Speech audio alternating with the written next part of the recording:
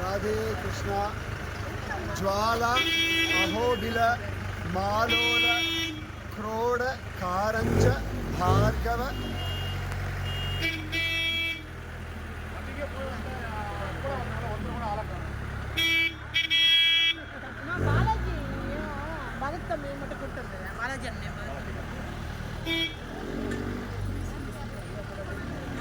जय बोलो पावन नरसिंह स्वामी की ज्वाला अहोबिल मालोल क्रोड कारंज भार्गव योगानंदवन नवमूर्तिயாக இப்படி 9 மூர்த்தியா நரசிம்மர் ஆவிர்வவிச்சிருக்கிற இடம் இந்த அஹோபிலம்.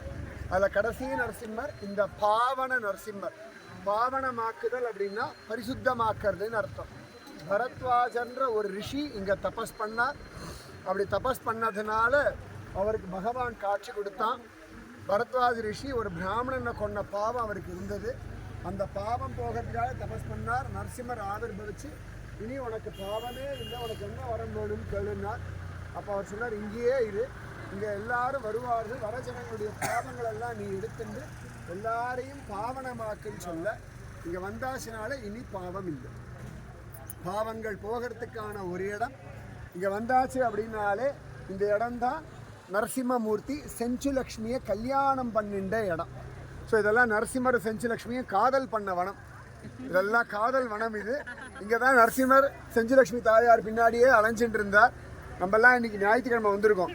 நேற்று வந்திருந்தோம்னா இங்கே முழுக்க ரத்த கலரியாக இருக்கும். அதாவது உள்ளூரில் அக்கம் பக்கத்தில் கிராமத்து ஜனங்கள் எல்லாம் இந்த செஞ்சு ஆதிவாசிகள் எல்லாம் சனிக்கிழமை ஆச்சுன்னா மாப்பிள்ளையை பார்க்க வருவாங்க. மாப்பிள்ளைக்கு கறி விருந்து கொடுக்கணும். அதனால் நேற்று வந்திருந்தீங்கன்னா கோழி ஆடு பலி கொடுத்து நரசிம்மருக்கு சமைச்சிட்டு அவங்க சாப்பிட்டு போயிடுவாங்க. மாப்பிள்ளை கறி விருந்து கொடுக்கணும்ல. இல்லாட்டி அவருக்கு வெஜ்ஜா கொடுக்க முடியும். சிங்கத்துக்கு போயிட்டு வெஜ்ஜா கொடுக்க முடியும். உங்களை மாதிரி தயிர் சாதமாக கொடுக்க முடியும். மாப்பிள்ளைக்கு அது சிங்கத்துக்கே கறி தானே கொடுக்கணும். கரெக்ட். அதனால கறி விருந்து கொடுத்துட்டு போவாங்க. சனிக்கிழமை பார்த்தா உள்ளூருக்கு ஜனங்கள்லாம் டிராக்டரில் வந்து ராத்திரி இங்கே தங்கிட்டு காத்தால படையல் பண்ணிட்டு போவாங்க. அத்தனை விசேஷம் இந்த பாவன நரசிம்மர். கடைசி நரசிம்மர் இவர் தான். அதனால் இவரை பார்த்தாச்சுனால இனி பாவனம் தான், பரிசுத்தம் தான், பவித்திரம் தான். ராதே கிருஷ்ணா. ஜெய் போலோ நரசிம்ம சுவாமி ஜெய்.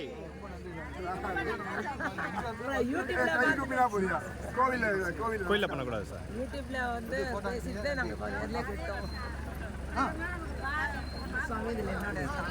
எடுக்கிறீங்களா?